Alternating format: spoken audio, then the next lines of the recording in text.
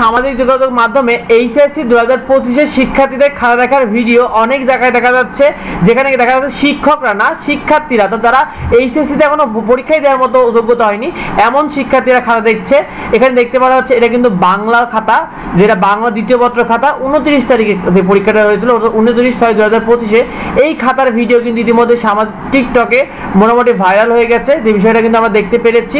এছাড়া অনেক ভিডিও আছে, অনেকে কিন্তু ফেসবুক সহ বিভিন্ন জায়গায় পোস্ট করেছে, এরকম মানে স্টোরি দিচ্ছে যে এইচএসসি খাতা দেখার কিছু মুহূর্ত, মানে কাকে কি নাম্বার দিতে হবে, 92 পাইছে কে, মানে কাকে কি নাম্বার দিতে হবে এইটাও কিন্তু তারা জানে না। এগুলো যারা দেখতে পারছো কলেজ ড্রেস পড়া শিক্ষার্থীরা, যারা এখন বর্তমানে স্টুডেন্ট করা কলেজে পড়ে, সেই সকল শিক্ষার্থীরা।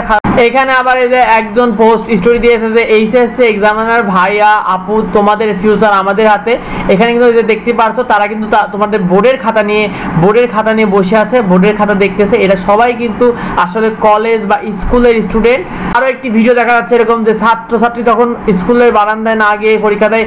এটা কিন্তু এইচএসসির খাতা দেখতে পাচ্ছ, এটা কিন্তু 2025 খাতা। তো এখানে শিক্ষার্থীরা কিভাবে আসলে খাতা দেখা হচ্ছে, টিকটকে এভাবে খাতার ভিডিও দেখে কিন্তু আপলোড করা হচ্ছে যে কিভাবে খাতা দেখা হচ্ছে। তো আরেকটি খাতা, এটা ইংরেজি দ্বিতীয় পত্রের খাতা, যে পরীক্ষাটা কিন্তু হয়েছিল 3/7/2025, তোমাদের ইংরেজি দ্বিতীয় পত্রের খাতা দেখতে পাচ্ছ। সে পেয়েছে মাত্র 8 মার্ক পেয়েছে, আর নিচেজন পেয়েছে 51। অর্থাৎ কাকে কি ধরনের মার্ক দেওয়া হচ্ছে সেটা তারা জানেই না, হয়তো বা কাউকে যারা এরা তো টিকটকের মাধ্যমে খাতা দেখছে, যার বেশি পাওয়া দরকার সে কম পাচ্ছে, আর যে যার কম দেওয়া দরকার তাকে অনেকে বেশি দিয়ে ফেলছে।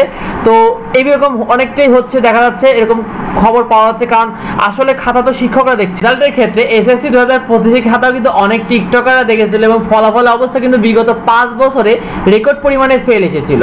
এসএসসি 2025 অধিকাংশ বোর্ডগুলোতে 56 থেকে 65% আমরা পাশে হাত দেখেছি, অর্থাৎ প্রতিটি বোর্ডে গড়ে 35 থেকে 44 জন করে ফেল করেছে।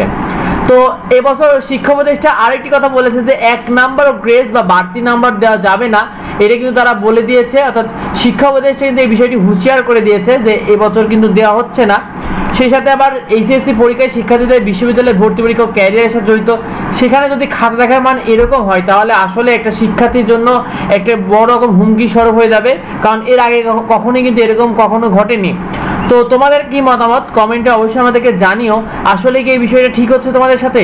পরবর্তী আপডেট পেতে অবশ্যই আমাদের সাথে যুক্ত হও, আমাদের চ্যানেলটিকে সাবস্ক্রাইব করে রেখো। দেখা হয় পরবর্তী ভিডিওতে। ধন্যবাদ সবাইকে।